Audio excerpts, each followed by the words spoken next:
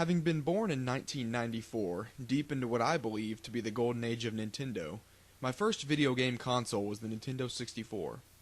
This console meant more to me than any other I've played in my lifetime. It had so many great games, and I had all of them.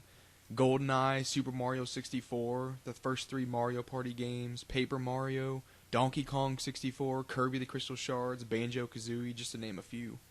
Overall, it is my favorite console ever, and most of my video game memories are from its games.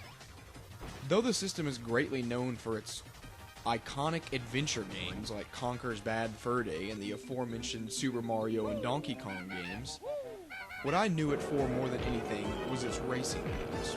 I never noticed it as a kid when I was playing them, but I was a huge racing fan, particularly on the Nintendo 64.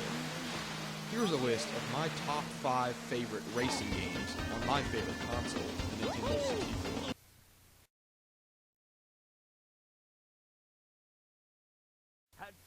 At number 5, I have Beetle Adventure Racing. This was an arcade-style racing game published in 1999 by EA and developed by Paradigm Entertainment, the same company behind Pilotwings 64. As the title indicates, the only cars you can use are Volkswagen Beetles, and yeah, you're probably thinking that's a little fruity, and maybe it is, but the game is great and very simple. At the start, you have the choice between 3 different colors of cars, each with different abilities concerning racing stuff like handling, speed, and acceleration. You can change camera angles in the game by pressing the upper C button on the controller, which is kind of inconvenient because it means you have to take your thumb off the gas button, A, in order to press it. But at the same time, it is convenient because it's really nice to have 3 different camera angles to choose from. One other complaint I do have is that the control stick is not very sensitive. Making turns on this game is extremely difficult, slow, and sometimes feels awkward. But those are small complaints compared to the big picture. The graphics are really good considering that's a Nintendo 64 game, the gameplay is really fun, and the game just has a nostalgic feel, at least for me. My favorite part in the game is on Mount Mayhem, this big snowy mountainous course, where you make a huge jump into this weird cave with crystals all over the walls. I always thought that was really cool. Overall, Beetle Adventure Racing is a solidly fun racing game, a good bit of cheap fun, and I highly recommend it.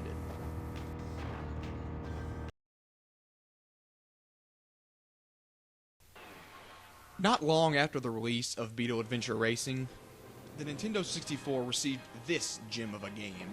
Star Wars Episode 1 Racer, more commonly known as Pod Racers, and rightfully so, is a game based off the pod races from the Phantom Menace, which Anakin Skywalker participated in. It was a small part of just one of the 6 movies, but boy did it make a fun racing game. The graphics do seem kind of brittle at the beginning, and it's often difficult to see obstacles on the course, like here, where I just smashed right into the boulder, and I swear I didn't think that was a boulder. Also, the movements are a little delayed from when you move the control stick to when your pod racer actually moves. This explains why I've never been very good at getting through this canyon on the Tatooine Bears. I always just smash into the wall there. The game does have a few problems with graphics and controls, but it is a fantastic racing game that is embedded into my memory from hundreds of hours of play as a kid. Plus, the game has 25 different racers to choose from, something I love in a racing game. There's only one other racing game I've seen with a bigger selection, and I'll be talking about that game later in this video.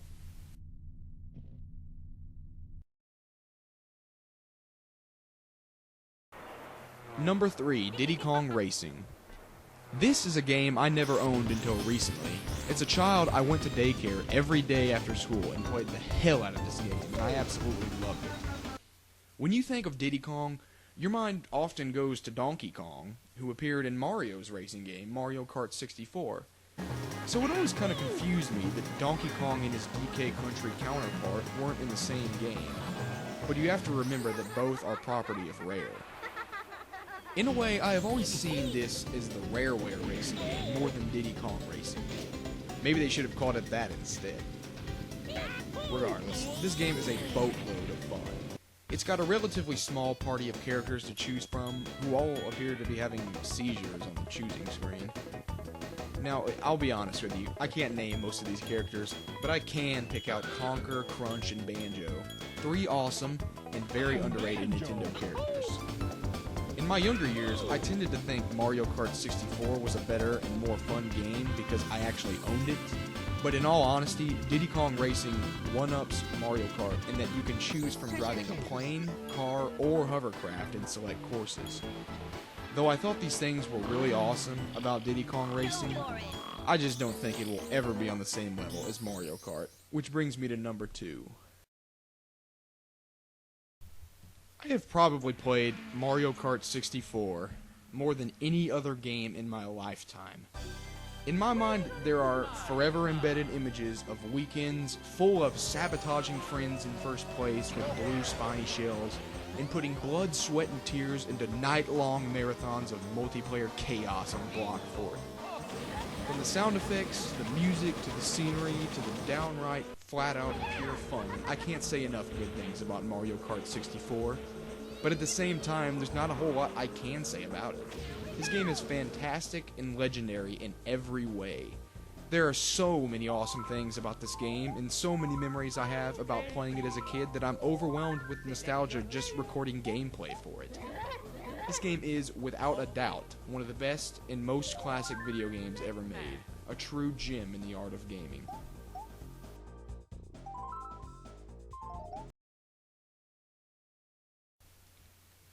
I've played a lot of racing games in my life, and a lot of Nintendo 64 racing games, but none of them can touch F-Zero X.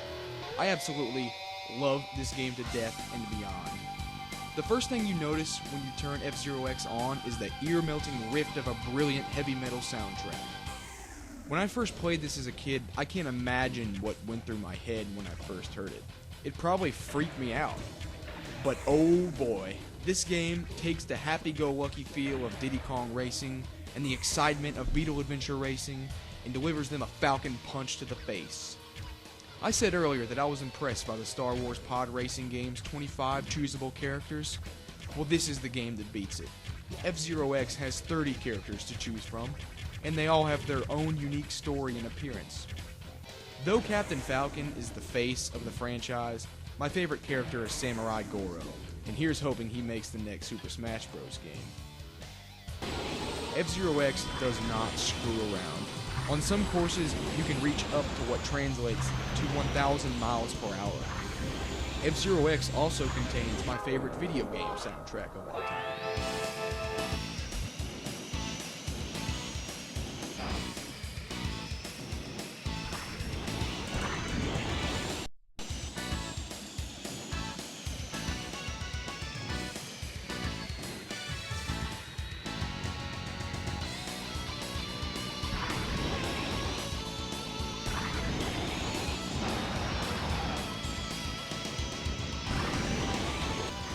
If that doesn't get your blood rushing through your veins, then there is something wrong with you, my friends.